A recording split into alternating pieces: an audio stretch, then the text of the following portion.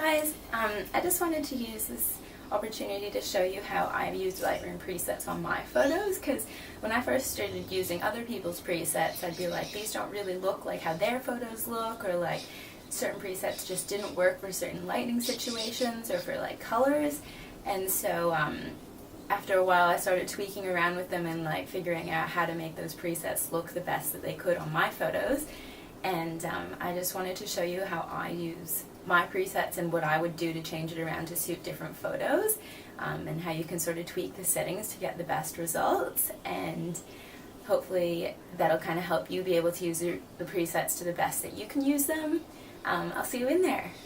Hey guys, so I just wanted to take a chance to show you how you can sort of tweak these presets to work for you, because I realize like not every preset is going to work perfectly on every single image from the first go. Like sometimes it does, but sometimes it just looks a little weird and you need to tweak them a little bit just to work for that image in particular. So I just wanted to show you sort of what I do with this photo of Letitia. So this is kind of how I normally shoot. Like it's sort of like lit from behind, and like the front sort of in shade. And so sometimes I feel like it can come out like a little bit flat. So presets work really well to just kind of like bring like that little bit of pop to your image. So I'm going to show you with this one called Telos, which I'll upload to the shop soon. So just like that, and I'm pretty happy with how that looks, to be honest. Like it's kind of got like that warm summery feel to it. My neighbors are listening to Lady Gaga, so sorry if you can hear that. So I'll just sort of show you how I can I like to go in and sort of tweak images in here. So I like my images quite contrasty, so like the contrast is usually pretty high up. Like depending on the image, you can kind of like move it up and down, sort of see what works for that image. Another thing that I sort of like to play around with as well as contrast is like the whites and the blacks. So like you can see if you go really far that like it's like way too bright, but if you kind of bring it down a bit, like it can sort of just help bring a bit of contrast and sort of just really help you make your image pop. Like that's way too dark, but like yeah, if we bring it back to sort of where it was, it'll just sort of help you. Like you'll just kind of look at it and know when it sort of looks right to you, sort of thing. The other main one that I like to play around with is the colors. Usually I'll like move the sliders around in the saturation bit, and like normally I'll take the reds down just a tiny bit, just because I find that like a bit of red in the skin tone sort of doesn't look that good sometimes. It just looks a bit weird, and so if you take the saturation down in that a little bit, it just kind of gives like a nice sort of creamy skin tone. Oranges sort of I find play into that a bit as well, so if you bring down the orange, but I don't want to go too much with this image because I do want it to be like fairly warm and like kind of nice and golden looking. And another one that I'll usually kind of work on with is the greens. Like I like to desaturate my greens quite a bit. Yeah, those are sort of the main ones that I'll work with. You can also kind of add, where did it go?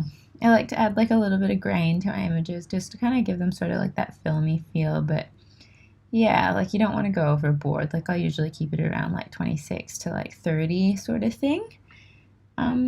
That's kind of like the main things I would kind of tweak if I was to go in there if something didn't look quite right. I'll just show you that one on another image.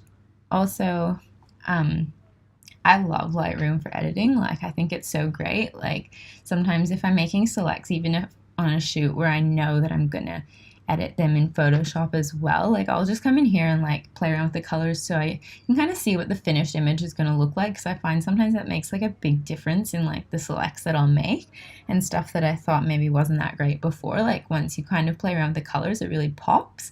So if you go in here, then you can kind of like play around with that first, and then you can go into Photoshop and it'll save like another copy of it, so you're not destroying like the image that you originally took, and you can kind of go in there and like I'll finish off my editing in there and like dodge and burn or like do the skin or whatever else afterwards, because I kind of like to get a feel for how the image is going to look and like how they're going to all look together as a set.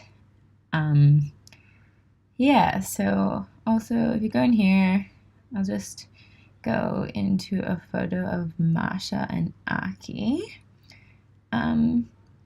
Here's one where it's sort of like pretty lit from behind. If you want to see like the original, like straight out of camera, you just go to reset. So that's how it looks straight out of camera. I really love shooting with like the light behind people and then sort of on an angle, so you get this really nice light around their hair, and it just gives like that really dreamy look to photos. But straight out of the camera, like you can see, it's kind of dull, like it doesn't look as good as it could, kind of thing. So if you go and like apply the preset like pretty straight away, I'm pretty happy with that. I think maybe it's a little bit too warm, so like bring that down a little bit.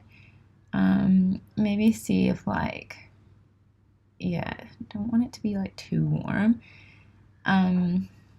With photos like this, I feel like you can really like up the contrast on it, because that's sort of like what's going to make it pop. But you also don't, it's the same thing, it's like a fine balance. You don't want to go too far.